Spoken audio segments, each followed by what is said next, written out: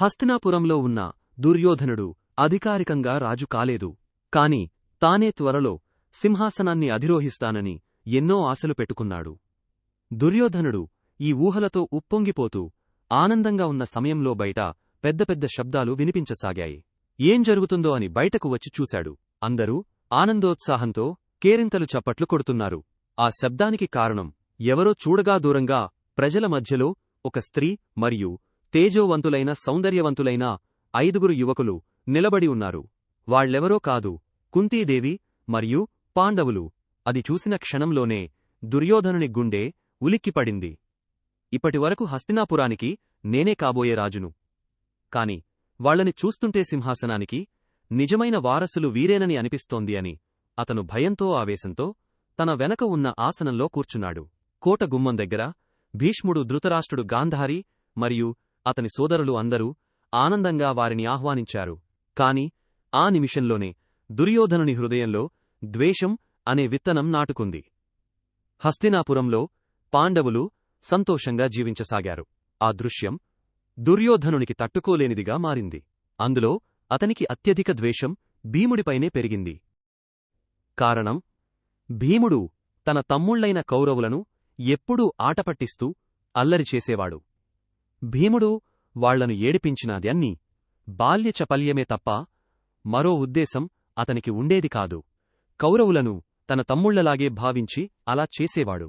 కాని దుర్యోధనుడు మాత్రం భీముడిని మిగతా పాండవులను నిజమైన శత్రువుల్లా చూడడం మొదలుపెట్టాడు.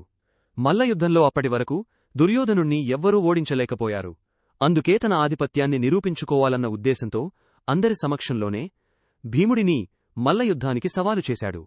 అందరూ అది సరదాగా జరుగుతుందని అనుకున్నారు.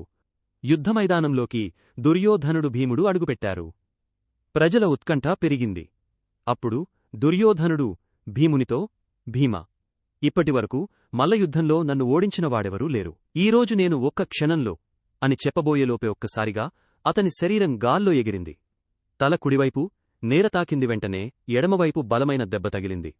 తన నోటి నుండి రక్తం కారుతున్నట్లు అనిపించింది. అది అంతా జరిగినది కేవలం ఒక్క క్షణంలోనే. దుర్యోధనుడు గుర్తుచేసుకునే లోపే అతను బోర్లా నేలపై పడిపోయాడు. ఆ దృశ్యం చూసి అందరూ ఆశ్చర్యపోయారు. భీముని దగ్గరికి వెళ్లి అందరూ మెచ్చుకుంటూ ఉండగా దుర్యోధనుడు మాత్రం అవమానంతో ప్రక్కకు వెళ్లాడు. అదే సమయంలో ఒక చెయ్యి అతని భుజంపై పడింది. ఆ చెయ్యి ఎవరిదో కాదు, శకునిది. శకుని దుర్యోధనుని ప్రక్కకు తీసుకువెళ్లాడు. అప్పుడే కోపంతో ఉవ్వెత్తున లేచిన దుర్యోధనుడు, మామా, వీరందర్నీ ఏదో ఒకటి చెయ్యాలి. నా కోపం తగ్గడం లేదు. ఏం చేద్దాం చెప్పు అని అన్నాడు. శకుని ఓ క్షణం అతని ముఖాన్ని గమనించి మెల్లగా చిరునవ్వు నవ్వి, దుర్యోధనా, ముందుగా నువ్వు నేర్చుకోవలసినది ఒకటే. దేవుడు మనిషికి ఇచ్చిన గొప్ప ఆయుధం మాట. మాట అన్నది మనసులోని కోపాన్ని బయటకు పెట్టటానికే కాదు, దాన్ని దాచుకోవడానికే ఉపయోగించాలి. ఎదుటివారికి అనుమానం రాకుండా అందరితో మధురంగా ప్రవర్తించాలి. నిజమైన శత్రుత్వం లోపల దాచుకుని సమయం వచ్చినప్పుడు ఒక్క దెబ్బతో పగ తీర్చుకోవాలి అని నెమ్మదిగా విషపు బీజాన్ని దుర్యోధనుని హృదయంలో నాటాడు. దుర్యోధనుడు అతని మాటలలో మైమరచిపోయి, మామా, ఇకపై నువ్వే నా గురువు. నీ మాటే ధర్మం, నీ మాటే శాసనం. నువ్వేమి చెప్తే నేను అదే చేస్తాను అని అంగీకరించి ఇలా అన్నాడు. పాండవుల బలమంతా భీముడిపైనే ఆధారపడి ఉంది. ముందుగా అతన్ని ఏదో ఒక పద్ధతిలో చంపేయాలి.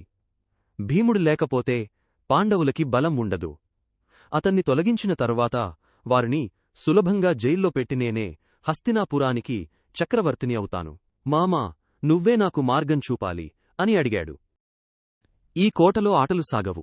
ఏ వ్యూహమైనా బయటే చేద్దాం అని శకుని చెప్పాడు. దుర్యోధనుడు పాండవులను గుర్రపు బండ్ల పోటీకి ఆహ్వానించాడు. భీముని బండి మాత్రం అతని బరువుతో వెనుకబడిపోయింది. దుర్యోధనుడు ప్రక్కన చేరిమధురంగా మాట్లాడి ప్రేమనటన చేశాడు. పోటీలో నకుల సహదేవులు గెలిచారు. తరువాత పాండవులను, కౌరవులను విహారయాత్ర పేరుతో ప్రమాణకోటికి తీసుకెళ్లారు. అక్కడే భీముడిని చంపాలని దుర్యోధనుడు నిశ్చయించాడు. కాని శకుని మాత్రం భీముడు చావకూడదు, అతనిమీద హత్యాయత్నం జరగాలి. అప్పుడు పాండవుల మధ్య ద్వేషం మెల్లగా రగులుతుంది అని భావించాడు. గాంధార దేశం నుండి సరైన మోతాదులో విషం తెప్పించాడు. దుర్యోధనుడు పాయసంలో విషం కలిపి భీమునికి ఇచ్చాడు. ఆకలితో ఉన్న భీముడు దానిని తృప్తిగా తాగాడు. కాసేపటిలోనే మత్తులోకి జారి స్పృహ కోల్పోయాడు. దాంతో సంతోషపడిన దుర్యోధనుడు శకుని సూచన మించిపోయి అతన్ని తాళ్లతో కట్టి మడుగులో పడేశాడు. ఆ మడుగు నిండా విషసర్పాలున్నాయి. శకుని భయపడి ఇది పొరపాటేనా అని తనలోనే అనుకున్నా భీముడు తిరిగి వస్తాడని లోలోపల నమ్మాడు. భీముడి శరీరంలో ఇప్పటికే విషం ఉంది. పైగా పాముల కాట్లతో మరింత విషం చేరింది. కాని అదే అతని రక్షణ అయ్యింది. ఒక్కసారిగా స్పృహ వచ్చి కట్టిన తాళ్లను చించేసి పాములను పట్టుకుని విసిరేస్తూ చంపసాగాడు. ఆ భీకర దృశ్యం చూసి మిగిలిన పాములు పారిపోయాయి. నీటి లోతుల్లో భీమునికి ఒక ప్రకాశవంతమైన ద్వారం కనిపించింది. భీముడు పాములను తరుముకుంటూ నీళ్లలో ఈదుతుండగా ఒక్కసారిగా ఒక ప్రకాశవంతమైన ద్వారంలాంటిది కనిపించింది.